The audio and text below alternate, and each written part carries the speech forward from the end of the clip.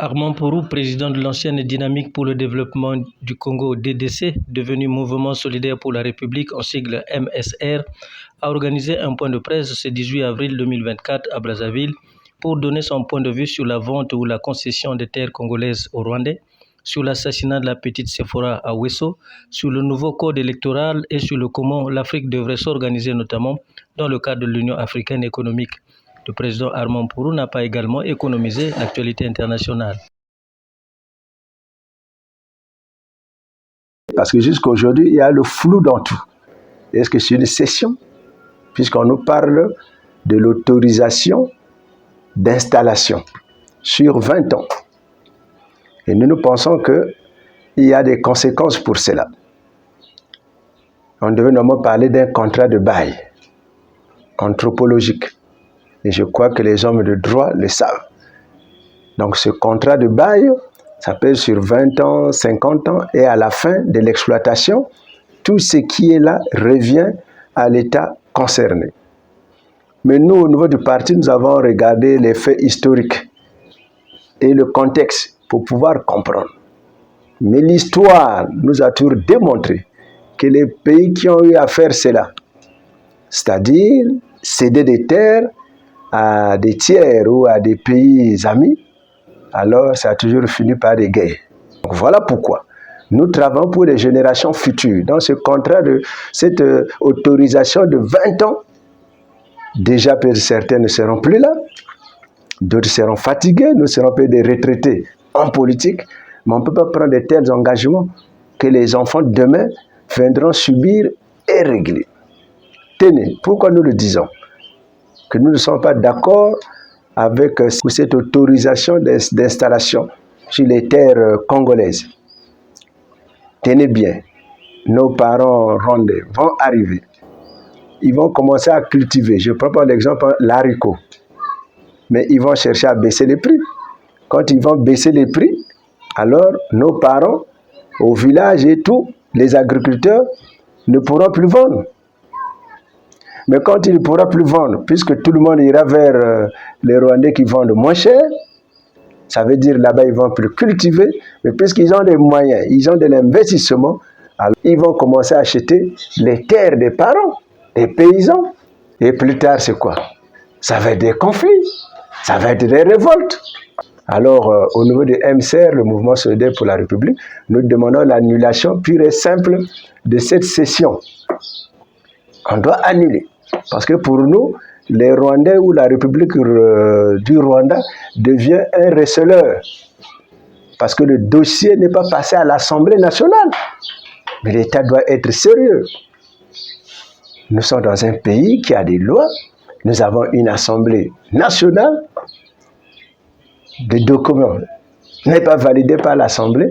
Et le Mouvement solidaire pour la République, étant solidaire à la République, nous demandons au gouvernement et nous leur conseillons d'annuler cette cession ou cette autorisation d'installation.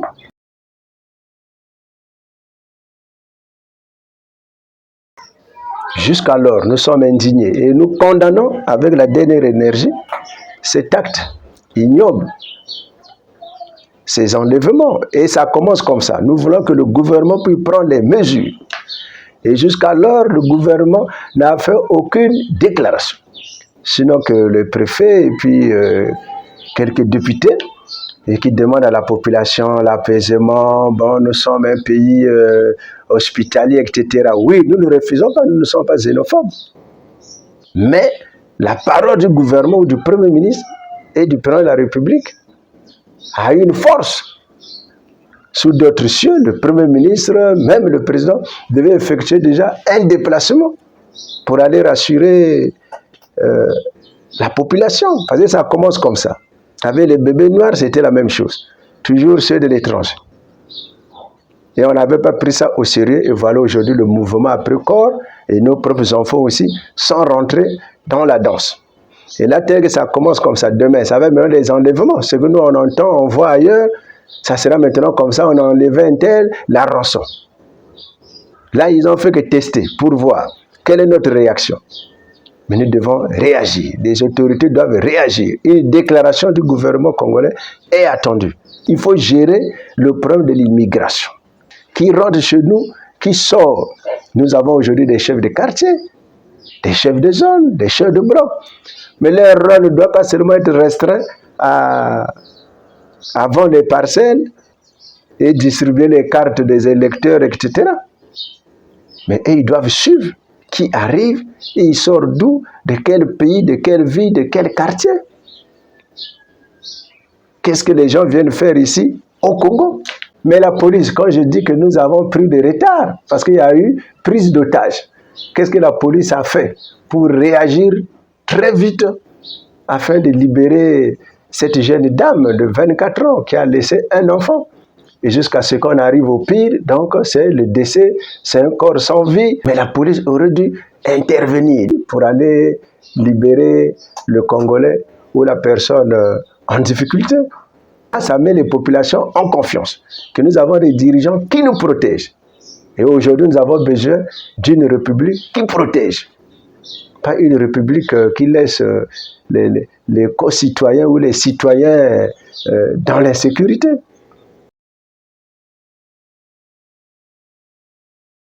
Le ministre de l'Intérieur a appelé quelques partis politiques. Mais là aussi, nous disons, sur le plan de l'organisation, ça ne doit pas se passer de cette manière. Il s'agit d'un nouveau code. Donc le gouvernement doit avoir déjà une idée sur le nouveau code. Mais il devait avoir un projet mis à la disposition des partis politiques. Et les partis politiques commencent à réfléchir sur ce projet. Mais or, tel que c'est dit, allez-y réfléchir, amener les propositions sur le nouveau code électoral, ce n'est pas de l'aventure. Donc, ce n'est pas un travail qui se fait comme ça. Donc, le ministre de l'Intérieur aurait dû convoquer tous les partis politiques, sans exception, pourvu qu'ils aient leur récépissé reconnu. Et avec un projet bien fait, et on met à la disposition ou des partis politiques.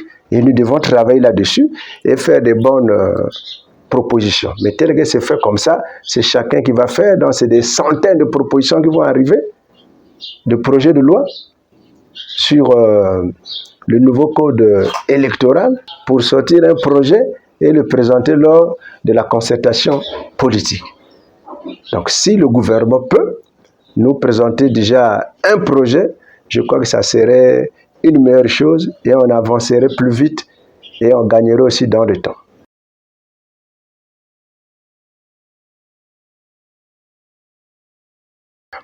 Nous sommes un parti politique, un parti de gouvernement qui a une vision pour la République. Aujourd'hui, tout ce que nous apprenons là, Ouisso, le laxisme, la corruption, les antivaleurs, nous en parlons tout le temps, mais on n'arrive pas à éradiquer les antivaleurs et la corruption malgré toutes les structures mises en place. Donc, il faudrait d'abord nous puissions comprendre le mal. Ça part d'où? Donc, d'où aujourd'hui le mouvement solidaire pour la République a fait ce travail pour les populations congolaises. Nous devons combattre le système mis en place depuis les indépendances.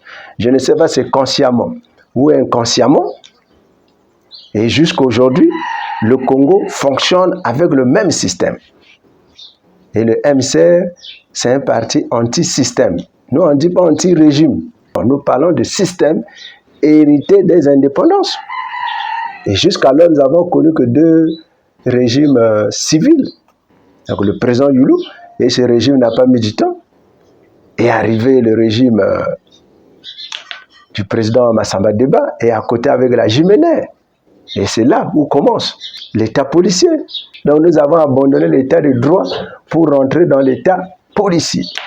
Le président Massamba Deba c'est le président Marengouab, qui est un militaire qui vient avec les militaires au pouvoir. Et là, ça a pérennisé encore cet État policier, avec le CMP, toujours l'État policier.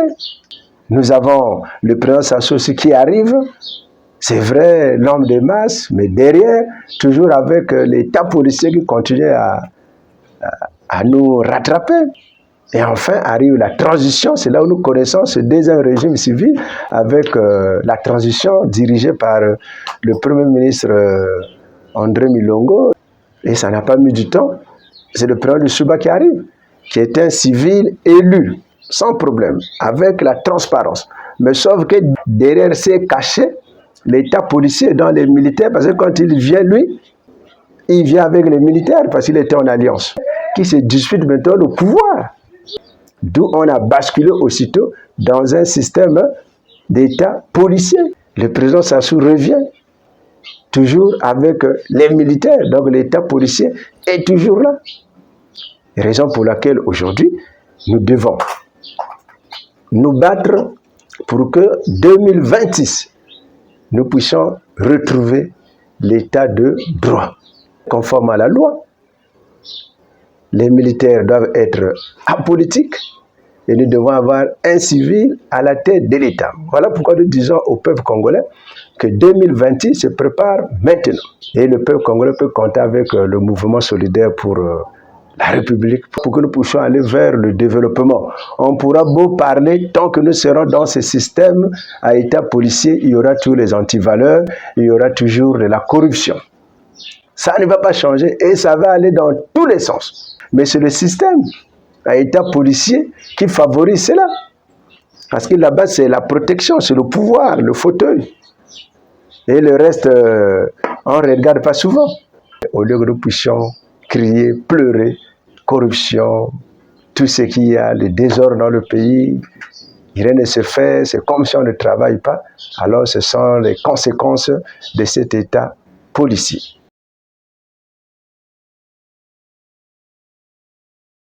Notre vision ne se limite pas seulement au Congo, mais ça va au-delà. L'Afrique que nous voulons de demain. Il nous faut mettre en place une union africaine économique, mais avec des conditions d'entrée qui pourra être composée des pays qui respectent la démocratie, les pays civilisés, les pays à état de droit. Ce sont ces pays-là qui pourront constituer demain. Même s'ils sont 2, 3, ils vont commencer. Et je crois qu'au fur et à mesure, les peuples, les autres pays pourront suivre le modèle pour intégrer l'Union économique africaine. Mais quand on a des pays qui ne respectent pas les droits de l'homme, qui ne respectent pas l'état de droit, ou qui sont encore dans l'état policier, on ne peut pas parler le même langage avec ceux-là. La vision n'est pas la même. Donc d'où l'Afrique doit se réorganiser autour de ces pays qui respectent les droits de l'homme et la démocratie. Ces pays qui ont accepté d'être des pays démocratiques véritablement. Donc voilà la vision que nous donnons pour l'Afrique et nous disons également au peuple africain de cesser un peu avec ces discours qu'on est en train de nous alimenter partout, les Français, les Européens, les États-Unis. Pour nous, ce sont des vieux discours. C'est de la distraction pure et simple. Je prends l'exemple de mon pays.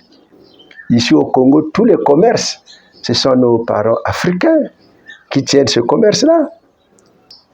La route lourde Brazzaville-Pointe-Noire, lesquels qui gèrent, mais c'est nos parents africains à qui on a donné le contrat.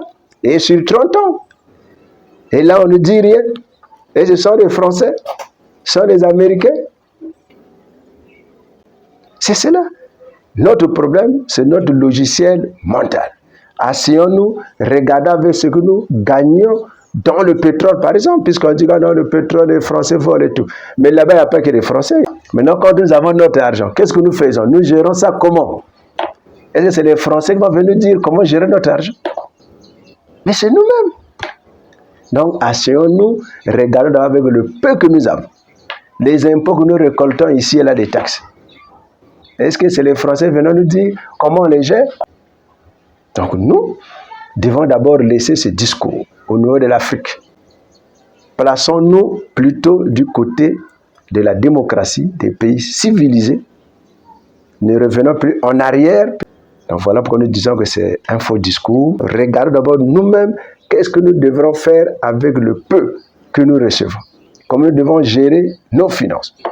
Aujourd'hui, on a maintenant une expression, on dit les faux bruits. Donc laissons un peu cela. Concentrons-nous comme nous allons faire pour développer nos États.